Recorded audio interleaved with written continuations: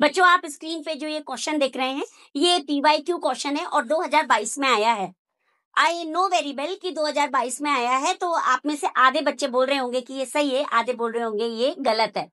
According to me and my children इसका answer B होना चाहिए और अकॉर्डिंग टू NTA इसका आंसर सी है। बी है तो क्यों होना चाहिए और सी है तो क्यों होना चाहिए, आइए इसको हम आज डिस्कस करते हैं।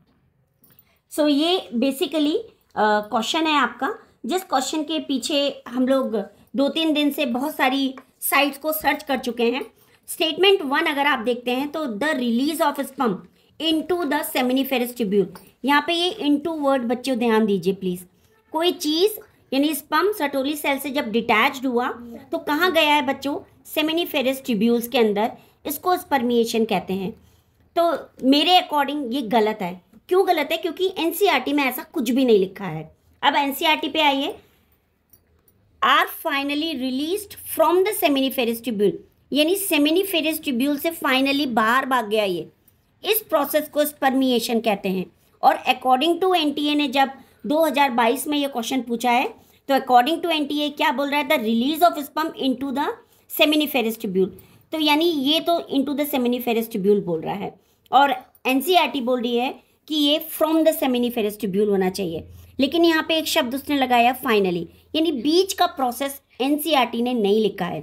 तो NTA को क्या मिसिंग किया NTA ने बच्चों, NTA ने केवल ल्यूमन मिसिंग किया, एक word lumen of the seminiferous tubule और कैविटी, ये 2 वर्ड मिस है, जिसके कारण क्वेश्चन किसी भी तरीके से ठीक नहीं है। लेकिन अकॉर्डिंग टू NTA इसका आंसर सी है, यानी स्टेटमेंट 1 करेक्ट है बट स्टेटमेंट 2 इनकरेक्ट है। और अकॉर्डिंग टू मी या अदर साइड आप देख रहे हैं तो इसका आंसर वो लोग सही मान रहे हैं। इवन मैंने बहुत सारी साइट भी सर्च करी, सब ने यही बोला कि ये सही है, सही है। अरे सही क्यों है ये, वो तो किसी ने भी नहीं बताया। यानी NCERT ने क्या नहीं लिखा है, ल्यूमन नहीं लिखा, कैविटी नहीं लिखी है। तो यहाँ पे NCERT को या तो सही करना चाहिए, NCERT को ये बोलना चाहिए कि detached from the Sertoli cell, then यहाँ पे एक लाइन ऐड करनी चाहिए कि it enters into the where lumen of the seminiferous tubule and finally released from the seminiferous tubule, this process called spermiation. But यहाँ तो इनटू के कारण पूरा जो स्टेटमेंट 1 है वो पूरा गलत है। या आप इसका स्टेटमेंट देखें NCERT का तो ये भी फिर गलत है, सही है, ये मैं आप लोगों पे छोड़ती हूँ, क्योंकि इस तरीके से ये बच्चे का क्वेश्चन पूरा गलत हो जाएगा। अगर मैंने उनको ल्यूमन नहीं पढ़ाया, कैविटी नहीं पढ़ाई, तो बच्चा यही सोचेगा कि मैडम ने जो पढ़ाया था उसके अकॉर्डिंग तो ये गलत है, बट NTA के अकॉर्डिंग ये सही है। तो हमको बच्चों को ये बताना पड़ेगा कि बेटा आंसर कौन सा सही है, बी। क्यों? क्योंकि NTA ने यहाँ पे नहीं लिखा। तो यानी हम ये माने कि क्वेश्चन इसी तरीके से घुमा फिरा के आएंगे जिनमें आधी अधूरी चीज़ें आएंगी और फिर हम उस क्वेश्चन को इनटू और फ्रॉम की गलती मानकर बच्चों को नंबर काट लिए जाएंगे।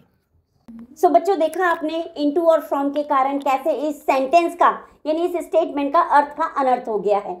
यानी अगर मैं इनटू से मानूं तो ल्यूमन गायब है, तो यानी ये अधूरा है, NTA को इस पे बच्चों को मार्क्स देना चाहिए।